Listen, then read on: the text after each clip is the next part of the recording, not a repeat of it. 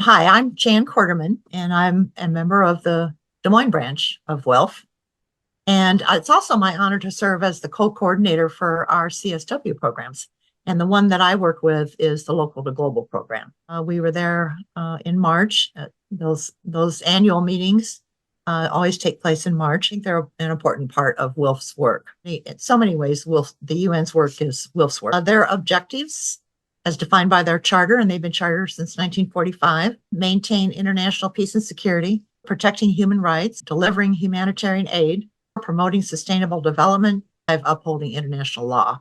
Our foremothers were the first women's organization and one of the first NGOs to get consultative status at the UN. That gives us a little bit of a step up, a little bit of way to really engage a little deeper with the UN. It also has responsibilities. We have to follow the protocols. I guess that's another thing I appreciate about being part of WILPF is that our international has taken great stock in that consultative status. We get to meet them, meet the staff, and meet so many WILPF members when we're there. At the UN, my role is to kind of facilitate the passage and the engagement by 4 seasoned WILPF members. And I think we had a great crew this time. This is the largest gathering of women. There were 9,000 people that had NGO status. And then there were several of us that because of WILPF's consultative status, we were able to get inside the UN and attend the side events. My name is Odile Huguenot Heber, and I am with a branch that is called Ann Arbor Ypsilanti branch in Michigan. I was chair for a long time, Commission on the Status of Women. I heard a lot about it, and I was chair of the Middle East Committee, and I was chair of my branch, and I wanted to know what we were doing there. I heard for a long time members speak about it.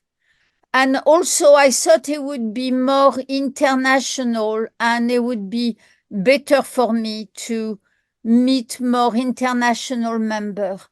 I was impressed because there was 10,000 women. That's impressive to have that many women showing up anywhere. It was a little overwhelming. Personal story I have is that we did invite women from Africa, and we had 4 women that spoke from Africa, and 2 of them only spoke French. So I translated French to English for them. So that a lot of women were active everywhere around the world. And I saw by what they say that women were not in charge in most places. They have government that do not include them as equal participant or active equal partner. So the men are calling on the woman, but the women are not in charge for the most part. That's it. I think we need to show much more the women who do the work on the ground to kind of reverse, from the top to the bottom and move more from the bottom up. Hi, my name is Tara Vosifi, and I am the branch contact for the local Women's International League for Peace and Freedom branch that's here in this nation's capital, Washington, D.C., aka unceded Piscataway and Nachitang territories, and also known as Chocolate City, because it was the largest Black metropolitan center up until it became the fastest gentrifying city in America. So it's a really magical place to be, sacred land, sacred land. I'm also part of the Women, Money, and Democracy Issue Committee.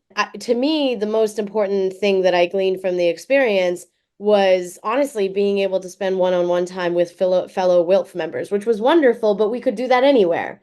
We could do that in places that are much less expensive and also like catered to us actually having our voices heard, as opposed to basically just being like the filler, the women of color filler of this of this colonialist, entity known as the United Nations. And very importantly, peace was not mentioned once in the conclusions of the Commission of the Status of Women, which when you were actually there as one of the 15,000 unimportant people, that's all we were talking about was peace. How do we make peace? We were talking about Gaza, we were talking about Cameroon, Sudan, Iran, etc.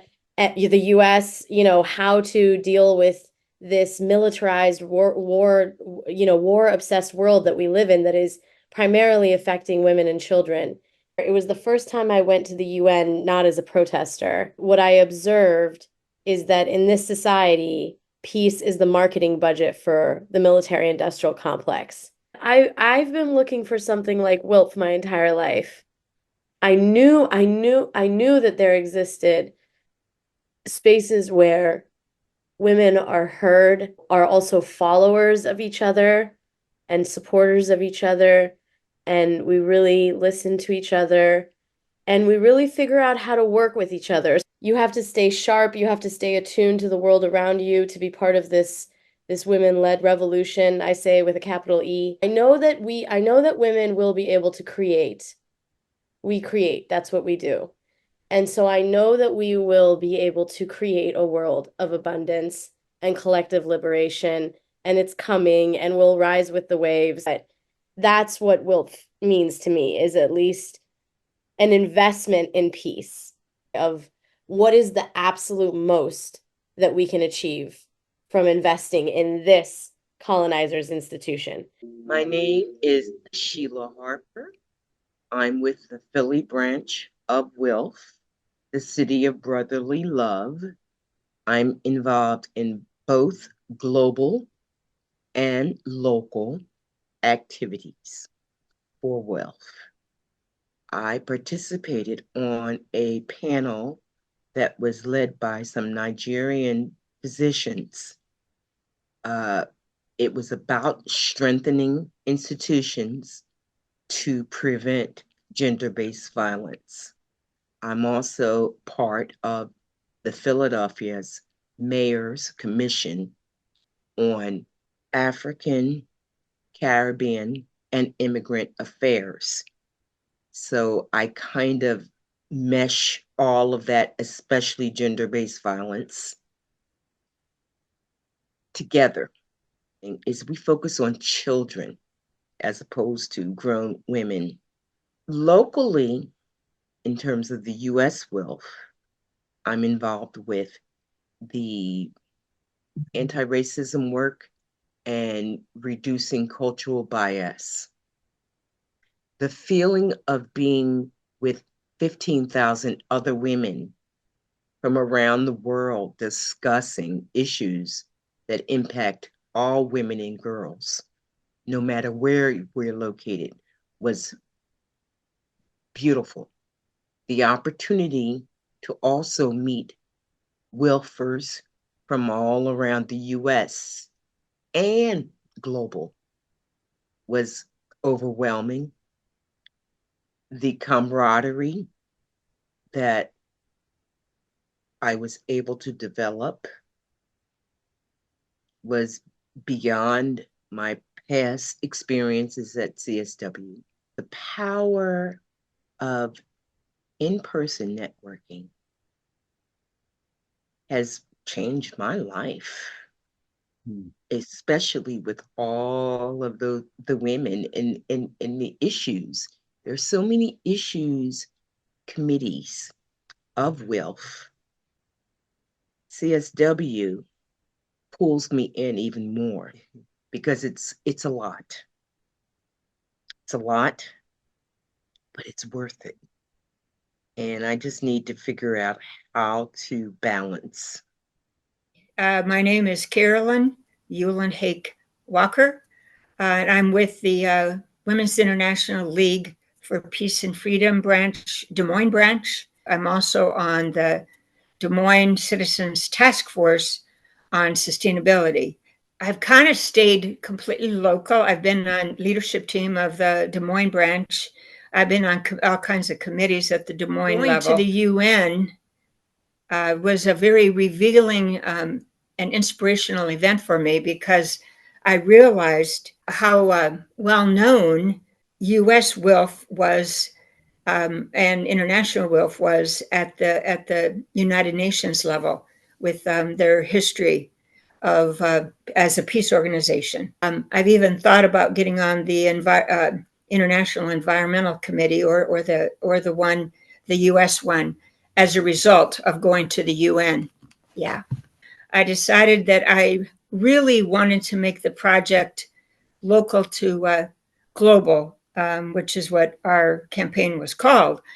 And because I'm so involved in local politics in Des Moines, and the local scene as far as the climate action plan in Des Moines, I decided that I was going to informally interview as many women from all different parts of the world on climate change, because I know the UN reports, but I wanted to do some hear from actual women about climate change in their country. So at lunch at the UN and before meetings or walking to the different conference meetings that I went to, probably interviewed 15 different people from all over the world.